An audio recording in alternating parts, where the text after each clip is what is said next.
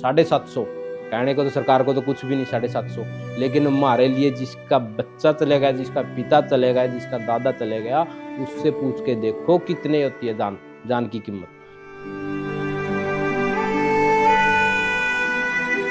अरे तो मेरा काम कर दे गए थे, अपने बच्चों ने पढ़ रहे थे, रोड तो लाश हुआ कहेगी, किसी के गाभरू गए, किसी के बूढ़े गए, बहुत दुनिया गई। इस सरकार ने जमा बदीन माटी कर दी देश की। पिछले इन 72 दिन में इन धरनों स्थलों से 194 किसानों के शव, जिन्होंने अपनी जान कुर्बान कर दी, शहादत दे दी, अपने अपने गांव में वापस लौटे। डेली के डेली 2 आदमी मरते थे। इतना बुरा हाल था कि हम वहाँ बैठ भी नहीं सके थे। सरकार ने इतनी तानाशाही कर रखी थी किसानों के साथ, बैरिकेड लगा करके पानी भी नहीं पीने को दिया सरकार ने हमें, ना हमें कोई बाथरूम की सुविधा, ना रहने की। हमने भी ले गया था तरता हुए कर, कहने बोला चल दिल्ली, कोई उस बॉर्डर पर जावा, कोई उस पर जावा, सारा खड़ी पुलिस तो भी न्यूने बढ़न दे। फिर वो छोड़ दिया धुम्मे गैस के, वो भी आंधे कर दिए लोग, छोटे के गैस के गोले धुम्मे। दिल्ली के बॉर्डर पर किसानों का प्रदर्शन, ठंड, गर्मी, बरसात, मौसम जैसा भी हो, किसान बॉर्डर पर डटे रहे। पिताजी 20 दिन बैठे रहे, तबीयत खराब होती रही, गर्मी के कारण इतनी समस्या हो रही थी, पिता को उल्टियाँ आ रही थी दिन में, फिर रात को तबीयत और ज़्यादा खराब हो गई। सरकारी मेडिकल में लेके गए थे पिताजी को, उन्हें एडमिट नहीं कराया, बोले हमारे पे सरकार का प्रेशर है, हम एडमिट नहीं कराएं किसान आंदोलन वालों को। उसके बाद प्राइवेट में लेके गए, प्राइवेट वाले से मिन्नत करी, दिखाया फिर, लेकिन पिताजी उस टाइम शहीद हो चुके थे।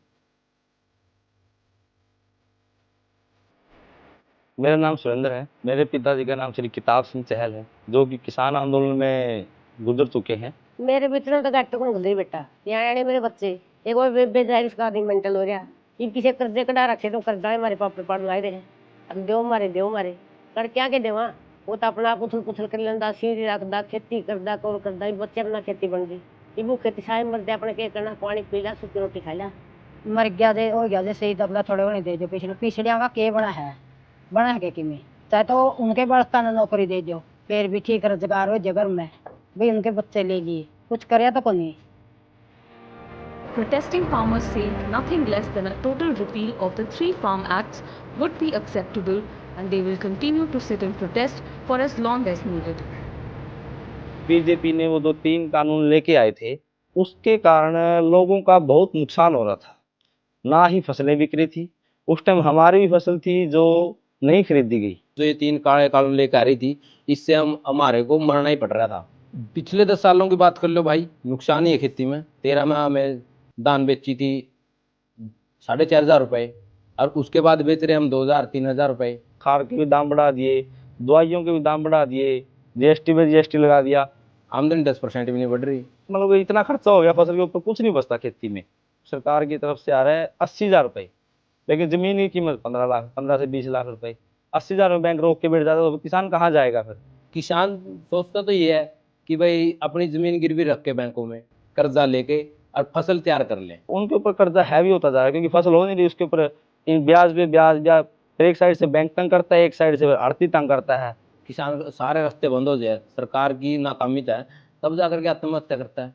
और उसके बाद ये कुछ भूमि अधिग्रहण वगैरह लेके आई ये सरकार, भाई अपने आप की जमीन रिक्वायर कर लेगी, किसान को बताने की जरूरत नहीं है। क्यों नहीं है भाई, जमीन हमारी है, हमसे तो पूछा जाए। एमएसपी गारंटी की बात करी थी, घोषणा पत्र की मैं डाली थी, लेकिन कर दिया उल्टा। उसके कुछ 21,000 करोड़ के आसपास की बात हो रखी थी उसमें। और जब बीजेपी वाले नेता है जो भी है, मतलब हर बार इतनी पेंशन लेते हैं, तो इनका तो कुछ होता नहीं। हमारी जो एमएसपी देने में इनको मतलब देश में मतलब घाटा आ जाता है। उसके लिए जो किसान मजदूर जवान का जो मुद्दा उठाएगी, उसको महत्व देगी जनता। तो किसानों को कांग्रेस सरकार सबसे बेस्ट थी, तो उस टाइम मतलब किसानों को जो जमीन का रेट होता है उससे 4 गुना ज्यादा कुछ एक्स्ट्रा और देते थे। बेरोजगारी भी इतनी नहीं थी उस टाइम कांग्रेस के राज में जितनी अब बीजेपी सरकार में आ गई है। ये तानाशाही तो खत्म होनी ही होनी चाहिए। समस्या ये है कि इनके पास नियत नहीं, ये ना तो ये स्वीकारना चाहते कि इतने लोगों की जान की कुर्बानी हुई इस आंदोलन में, ना उनको मान्यता देना चाहते। मैं सरकार से हिसाब मांगता हूँ कि मेरे पिताजी गुजर गए उसका हिसाब दो, बेरोजगारी का हिसाब दो, अब मेरा घर कैसे चलेगा मेरे को उसका हिसाब दो, मैं कैसे चलाऊं। या बीजेपी सरकार आ रही शनि, या सारा हिसाब किताब दे दो, मेरा आदमी का दो, हमारे देश का दो, भी हमारे बच्चा का दो, हमारे खेता का जो किया मैं खुआ मान थी किया मैं करा ये सारा देश लूट के खा लिया थी।